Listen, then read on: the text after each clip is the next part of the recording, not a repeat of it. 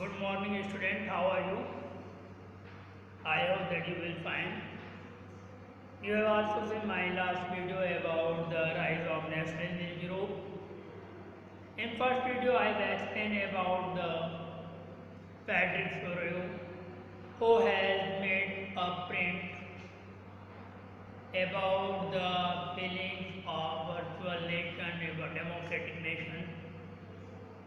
He has also defined about that the figure that how people are inspired to find the liberty, and that I have also explained about the feeling of nation. What is the nation? What is the nation and what is the nation state? You know, have you seen the video? You will know very know, but I will repeat some important fact in last videos. Today I will explain some important factors like when the rise of nationalism in Europe started. In 1848, you are seeing here the date of 1848 writing for you. He was a French artist who has made a print. Imagine that the democratic countries as a nation are going to honor democratic states. They want liberty and they are against to the absolutist monarchs, the abolitionist and monarchical. What do you mean by the abolitionist? Yeah, absolutist means monarchical. There will be no restraint of his power. There no restraint of his power. Any ruler they have no any restraints to govern the people as called the monarchical or absolutist. ठीक है, absolutist. And this type of vision has made by the Frederick Sorio. Okay. After then, one word has come, the nation. What is the nation? You know, Aristotle very well. Aristotle has explained about the nation. Nation is the accumulation of a long past of inventors, sacrifice and devotion. A historic past which are based of the national ideas, sacrifice of the nationalism, and the base of ideas of the present, which was glorious history of that state. तो that was a nation develop feelings develop होती है हम our nation के लिए कि what हमारी feelings भी express our glorious history in a present times. Nation state तो लाइक है नेशन स्टेट, ये आपको मालूम है कि नेशन स्टेट क्या है. Nation state which was developed by the democratical reason as made और country or democratic country is called the nation states. Now next term has come the liberalism. Liberalism who have followed the changing of the society and he was favorable favor. He had favor to the French ideas, ideologies. They want to accept the liberty against the monarchs. They want to establish a nation state. And you know the conservative of that want to the ritual traditions types of administrations. That all factors I will explain in last video. Today we will start the second topic, the French Revolution. After in a second video I will also explain about the French Revolution. French Revolution has two main things have developed in that time. First, collective belonging about the nations, यानी collective belonging nations की क्या थी उसने इसको develop किया और उसके अंतर्गत उसने लॉ पाइटी एंड लॉ शूटिंग के कॉन्सेप्ट को डेवलप किया. तो what means the law shooting? Law shooting means the citizen, people of the citizens, जो कि सिटीजन्स है जिसे कि लॉ पेटिंग क्या गया है, लॉ शूटिंग क्या है, law petting for the right. इस कॉन्सेप्ट को they have developed in among the peoples कि आवर नेशन आवर फादरलैंड है और ये सिटीजन के लिए है, इसको हमें डेवलप करना और मोनोर्स के अगेंस्ट उन्होंने डेवलप किया। तो वहाँ पर 1749 में फर्स्ट रिवोल्ट हुआ अगेंस्ट ब्रुसेल्स में, you know very well. After then they have established a democratic state, they have maintain a Jacobin club, after then they made Jacobin ये नेशनल असेंबली। तो जो national assembly they have made the national assembly, जो general they made the general state renamed the national assembly. Also they have developed the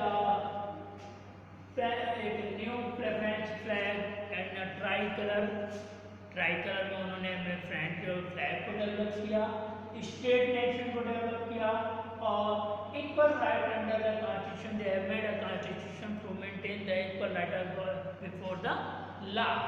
तो this type of many things had developed in the French revolution. ठीक, तो आखिर वो कौन सी ऐसी चीज़ें थी जिसने फ्रेंच रिवॉल्यूशन को इस तरह डेवलप करने के किया। और ये आखिर जो नेशन स्टेट आया, लॉ स्टेट आया, fatherland equal for law, new French flag, tricolour state, general name और नेशनल असेंबली, ये सारी चीज़ें इस समय जब Louis 16, you have also read in class 9th about the French revolution की, जब फ्रेंच रिवॉल्यूशन डेवलप की थी इन दैट टाइम, वहाँ पे एक रिवॉल्ट हुआ जो कि अगेंस्ट उनके प्राइस के की जो उनकी महंगाई बहुत ज़्यादा बढ़ गई थी, उसके अगेंस्ट वहाँ पे रिवॉल्ट हुआ था। और उसका रिजल्ट ये था कि वहाँ पर जो ब्रुसेल्स में उन्होंने उसके अगेंस्ट ब्रुसेल्स में वहाँ पे रिवॉल्ट किया गया। इस रिवॉल्ट का रिजल्ट ये हुआ कि वहाँ की पॉपुलेशन मोनोर्स के अगेंस्ट हो गई। तो जो मोनोर्स के अगेंस्ट हो गई उसके अंतर्गत वहाँ पर एक जैकोबिन वहाँ पे दबाने की कोशिश की गई, जैकोबिन क्लब डेवलप हुआ, उसमें एजुकेटेड लोगों ने अपने पार्टिसिपेट किया। उसमें third state, you know very well, there was 3 state, first state nobles and clergy and third state were related with the businessmen, peasant and general peoples। and तो वहाँ पे इस तरह के नहीं, फिर वहाँ पे एक जनरल असेंबली उन लोगों ने बनाई। जनरल असेंबली जो उसने इसके खिलाफ रिवॉल्ट कर ली, इसको हटा कर तो वहाँ पे Robespierre had made their state, Robespierre ने अपने स्टेट को बनाया। अब रॉबस्पियर ने अपने जनरल एक असेंबली बनाई, जैसे कि उन्होंने बाद में वह नेशनल असेंबली की फॉर्मेशन में आ गई। तो यहाँ पर मोनोर्स के अगेंस्ट जो रिवॉल्यूशन हुआ उसका रिजल्ट क्या हुआ कि एक डेमोक्रेटिक गवर्नमेंट बन गई। रॉबस्पियर ने जो डेमोक्रेटिक गवर्नमेंट बनाई थी वह वास्तव में as a work like dictatorship, वह डिक्टेटरशिप की तरह वर्क कर रही थी। तो यहाँ पे जनरल, लेकिन वहाँ पे अनेक चीज़ें हैं। फिर वहाँ पे जो रॉबस्पियर को फिर डिस्प्लेस किया गया, फिर वहाँ पे आर्मी रूल आया, आर्मी में नेपोलियन आया, नेपोलियन ने फ्रेंच रिवॉल्यूशन को एक नई दिशा दी, फिर से मोनोर्स को डेवलप कर दिया, इस्टेब्लिश कर दिया। अब मोनोर्स जो कि वहाँ पर इन दैट टाइम प्रेजेंट हुआ था, वहाँ मोनोर्स के, तो वहाँ पर उसने कई नई revolution has become in that time in France, like unification, uniform law has made जो यूनिफॉर्म लॉ बनाया गया, जिसके अंतर्गत कि every person are equal before the law. तो बिफोर यूनिफॉर्म जो लॉ के तहत यहाँ पे फिर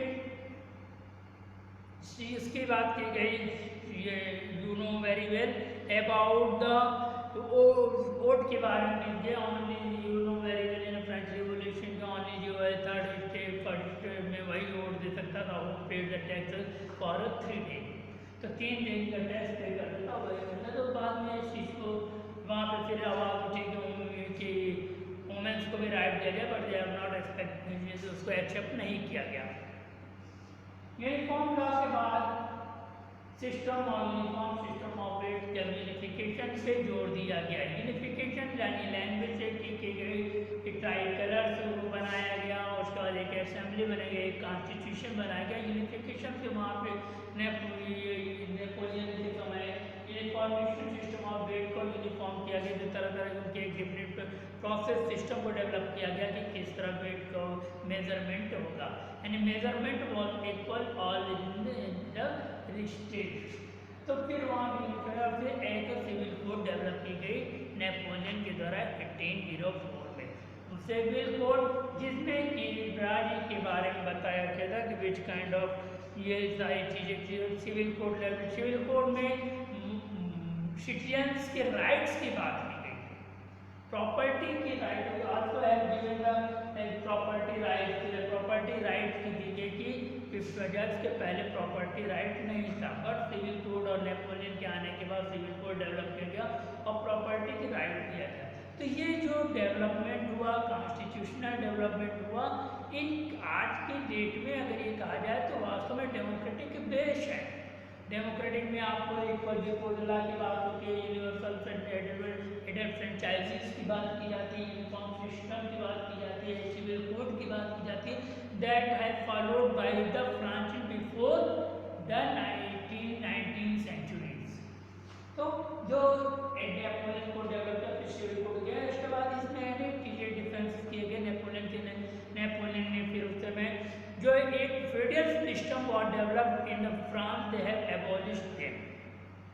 जो फेडरल सिस्टम जो उस समय फ्रांस में था उसे एबॉलिश कर दिया गया, खत्म कर दिया गया।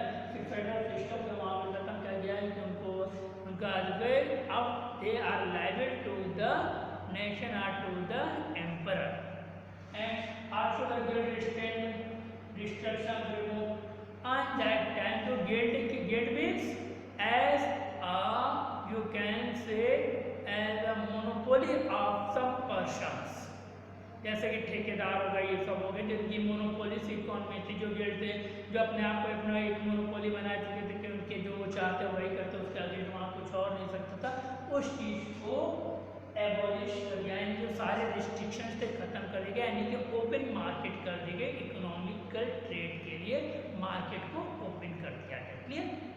Okay.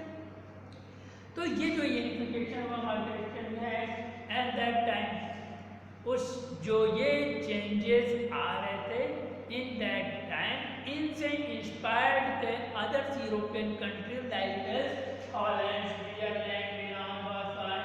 They have welcome the ideology of France which is adopted by in that time. तो that time he was adopted their ideologies, which kind of thought they have developed against the monarch. Every country want to abolish the monarch system, so they welcome the ideology of the France. And when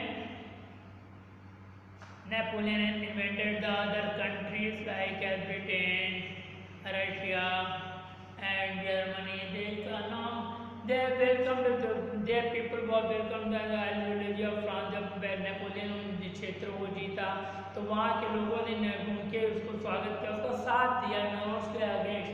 but जैसे जैसे वो शोषण करने लगा तो जो ideology was developed in that time in European countries which are supporting to the Napoleons after the dispersal of Napoleon and defeat of the Napoleon in 1815, that ideology was again developed to the French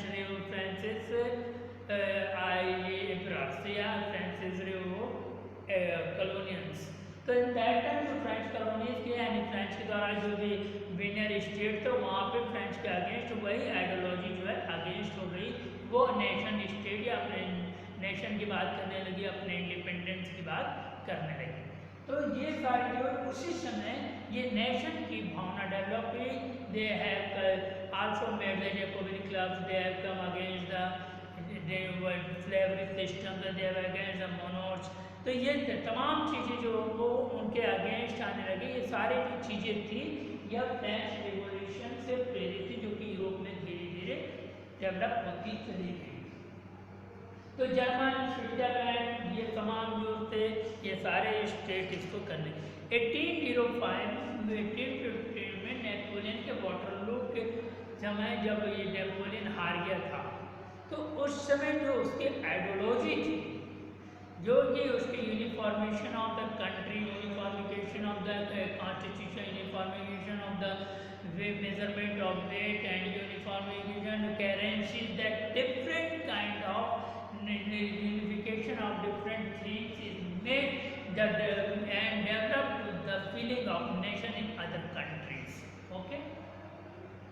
Okay, bye. In next video I will start the next topic. Thanks. Have a nice day.